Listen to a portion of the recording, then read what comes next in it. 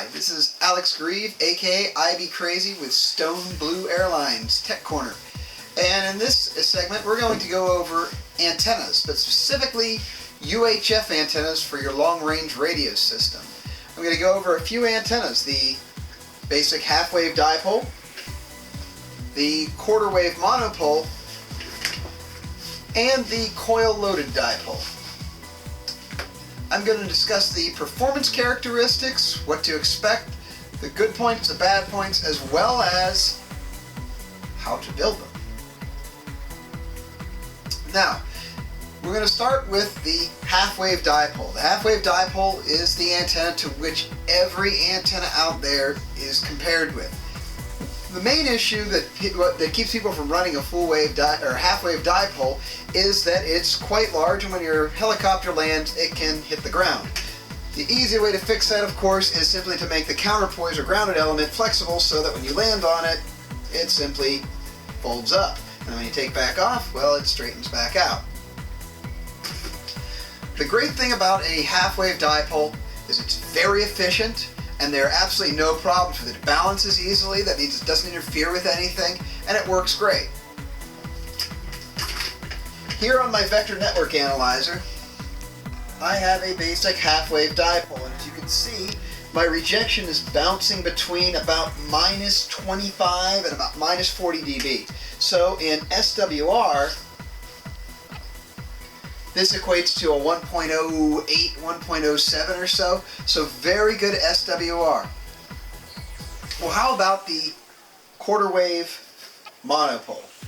Well, a quarter wave monopole, when compared with the dipole, is just half a dipole. And what happens is it creates a image of a counterpoise on the other side of the antenna. Well, what it actually uses for the image is a device to which it's connected. In this case, it's going to use the image of my vector network analyzer. As you can see, the SWR is still fairly good. It's about 1.2, 1.1, still excellent VSWR. Of course, that's only the impedance. The radiation pattern is slightly distorted, but still similar to that donut that you expect from a dipole. There's only one problem. It uses the device as a ground plane. Well, of course, your video transmitter is likely hooked up to this same grounding system, and thus noise from your video transmitter will get injected into your system and create all kinds of problems simply because you're using your video transmitter as your negative element. So if you're going to run a monopole, you cannot do long distance. But around the park, short range is fine. But if you're having range problems or lockouts, switch out this for one of these. A dipole will correct a lot of the problems associated with the monopole.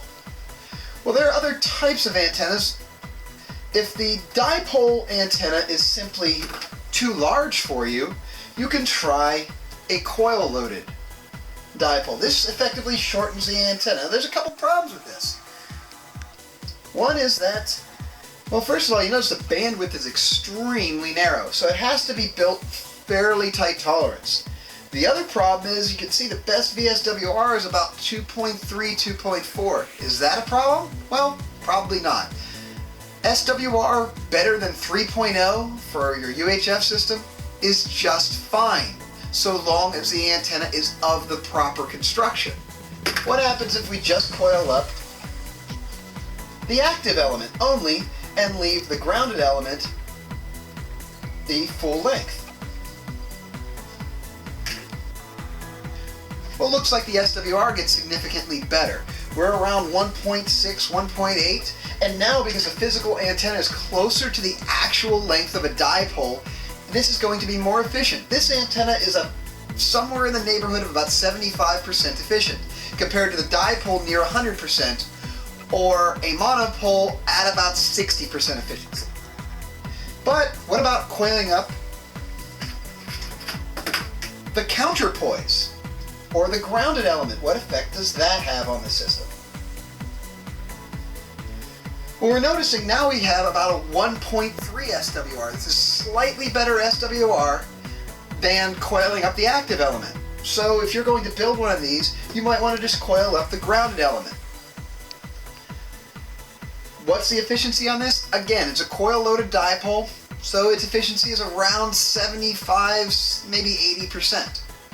SWR isn't bad, so if you need to make it, if you want a proper dipole and you could spare a little bit of length down here, simply coil it up. Of course, the length of this element is 8 1/4 inches total, where this is only 6 1/4, and I'll explain how to build that in a little bit.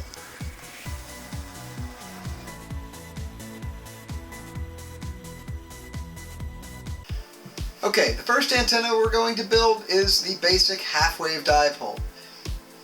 There's not a whole lot to it, you just need a couple materials. First thing you're going to need is a piece of coaxial cable with an end on it. I recommend going to eBay, buying a RG316 jumper, and simply cutting it to the length you want. You're going to need a pair of wire strippers.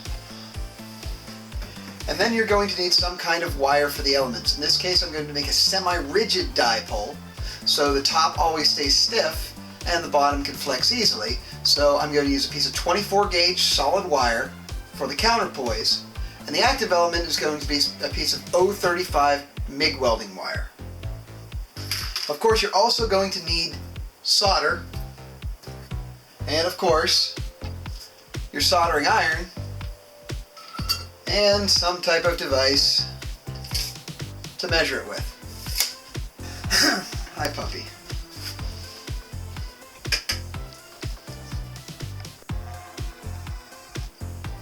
So take a tape measure or some other device and measure 6 1/4 inches from center.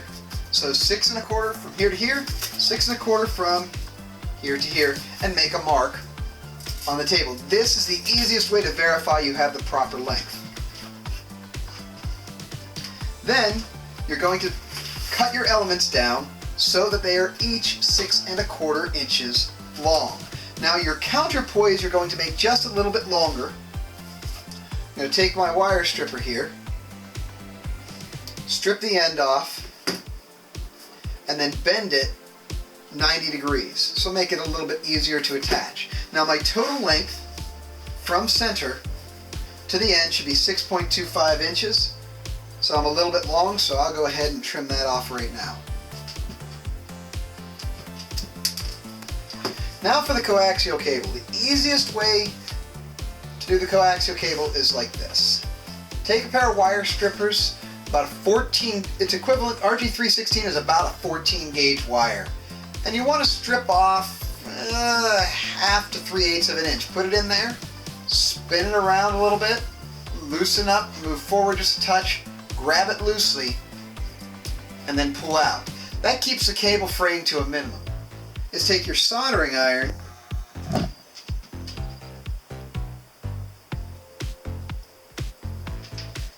and tin up the shield. This will make it cut cleanly. Now again, take your wire strippers at about either the 16 or 18 gauge setting and cut the end off. It should pop and pull free fairly easily, leaving a little bit of shield and then the active element. The active element can be trimmed off with somewhere between 26 and 22 gauge setting. Get it very close to the feed point, pull off, exposing your center active element. You see.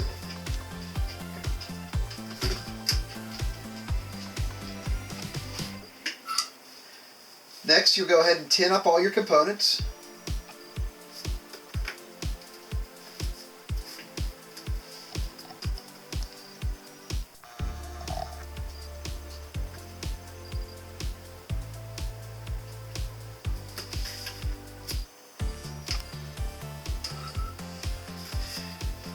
And what I like to make my life easier is a set of hobby hands.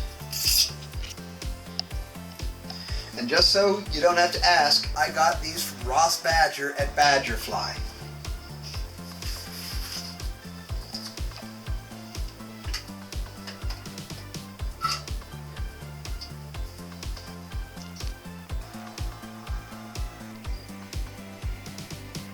Bond up your active element. Bend it 90 degrees out of the way, being sure you don't have a short between here and here. Those have to be disconnected. Turn it. Then take this where you have the 90-degree bend and simply solder it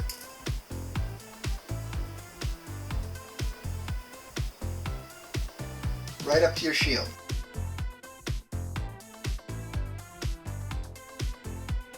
Now it's always a good idea to reinforce your feed point. And in my case, I'm just going to use hot glue. Get a good bead of hot glue on it. Use good quality stuff. The cheap stuff will crack very easily.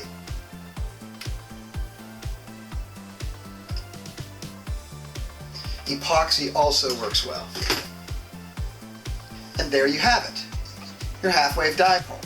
Okay, now back to the lines we drew on the paper with your antenna feed cable centered at 0. Check to be sure you're 6 1/4 inches from center. Looks like we're good there. And we're just about right here. Looks like I've got to take just a touch off of this guy here. Okay, let's see what she looks like on the vector network analyzer.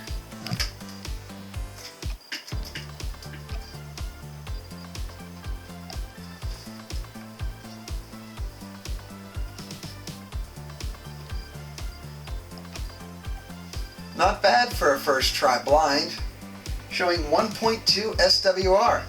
I'd say she's good to fly. Now one trick to help stiffen this up in case you land on the counterpoise, to keep it from holding its shape, is simply to put a piece of heat shrink tubing over it. 1/16 inch heat shrink tubing does wonders.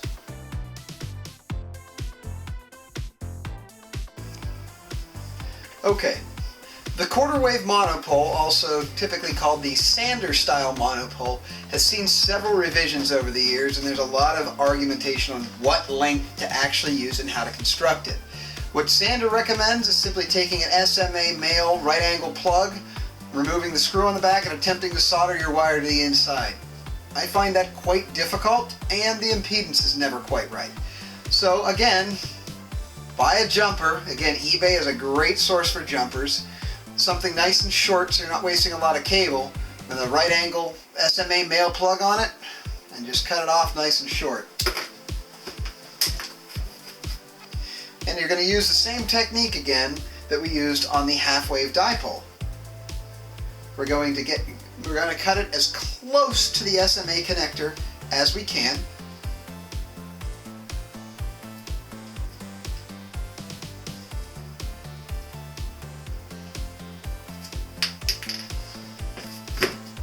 Tin it.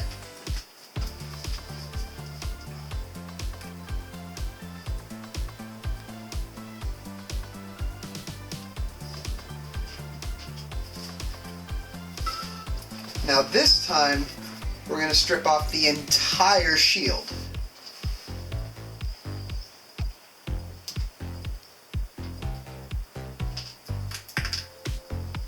Leaving only the center conductor.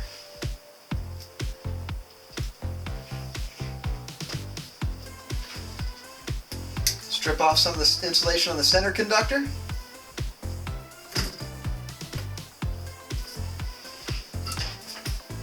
And tin that up. Now I find 035 MIG welding wire works very good for these antennas. In my case, I'm going to use a piece of 24 gauge wire simply because you can see it on the camera better than the MIG welding wire. You use 24 gauge wire, strip a small end off of it,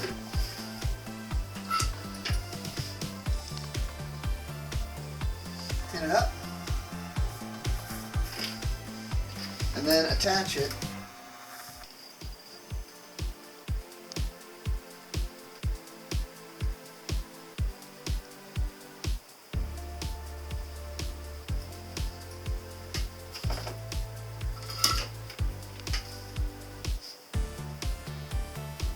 to your SMA. Now, I'm going to quickly protect this again with a piece of heat shrink tubing. Now, one thing I like to do is add a little bit of adhesive, goop, shoe goo, Homax welder, any kind of adhesive like that, and add it right here to the solder joint. And the reason I do that is simply because that is the most likely area for this antenna to snap, and it just helps stiffen the antenna a bit. And then just put the heat shrink tubing right over top.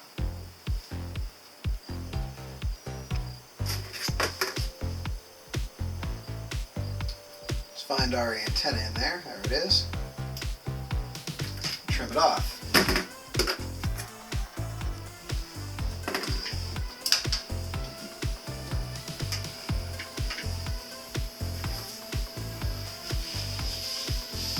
Alright, there's a lot of discussion on the internet about what length to trim this antenna. It ranges anywhere from 6 to 7 inches.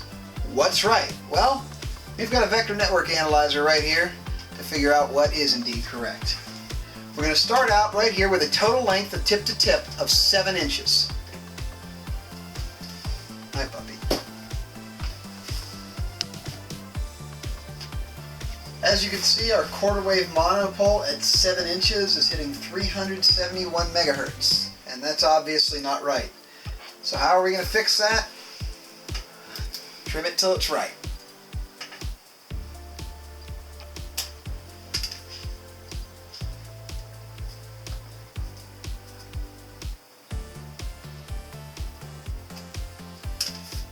And there we have it. There is our quarter wave monopole. What length did it end up becoming for total length? Let's take a tape measure and find out.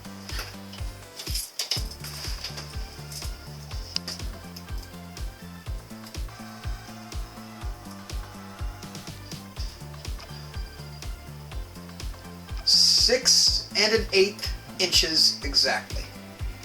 From the bottom of the connector to the top of the antenna. That's what length you make this monopole, between 6 1/4 and 6 1/8 inches.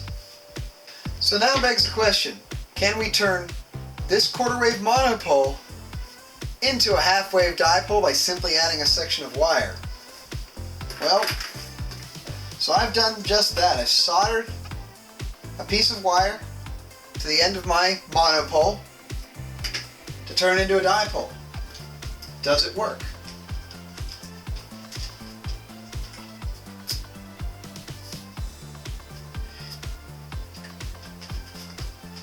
Indeed, it looks like it does, but note the bandwidth is very narrow on this. Much narrower than the standard dipole. So, does it work? Yes. It's just a little narrow band. Probably not a problem. What length is it?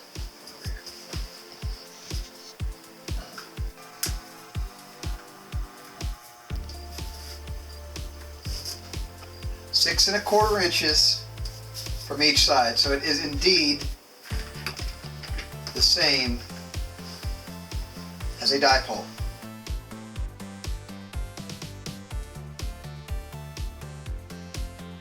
Alright, the last type of antenna we're going to go over is the coil-loaded dipole.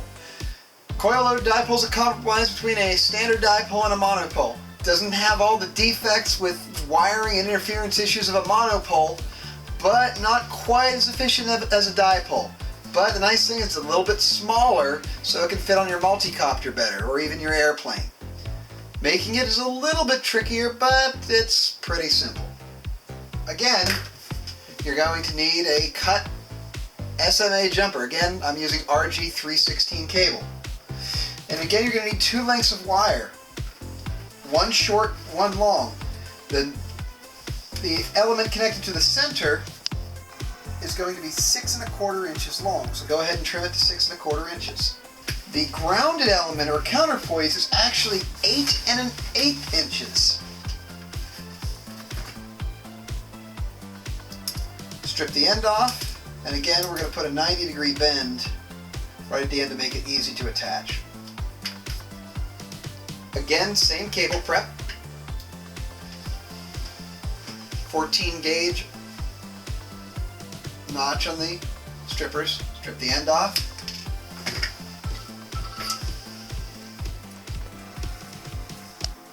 Tin it up.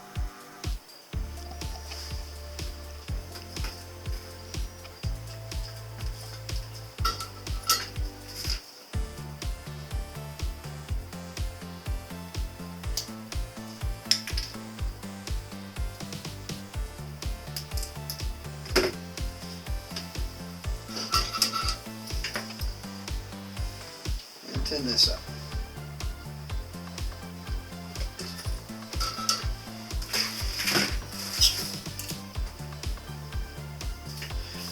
The active element, just like the other dipole, just gets soldered right onto the end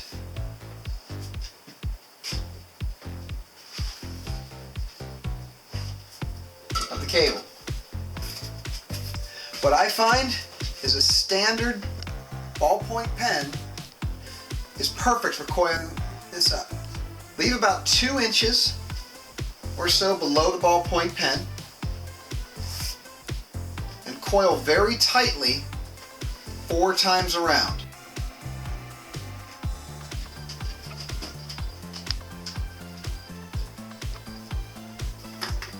From there, take a pair of pliers, bend this in, and grab the center, and bend it over so the coil comes, the stem comes out the center of the coil. Repeat the same process for this.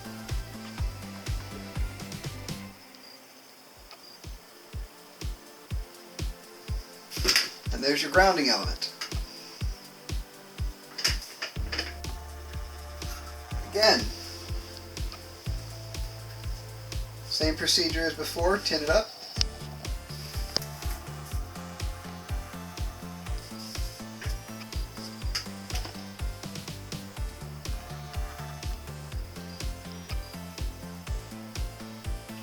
And attach to our shield. Alright, glue is dry on our coil loaded dipole. Let's see how it performs.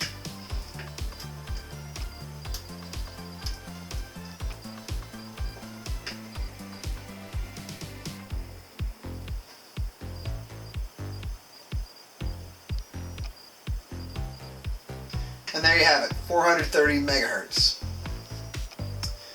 How critical is the tightness of that coil?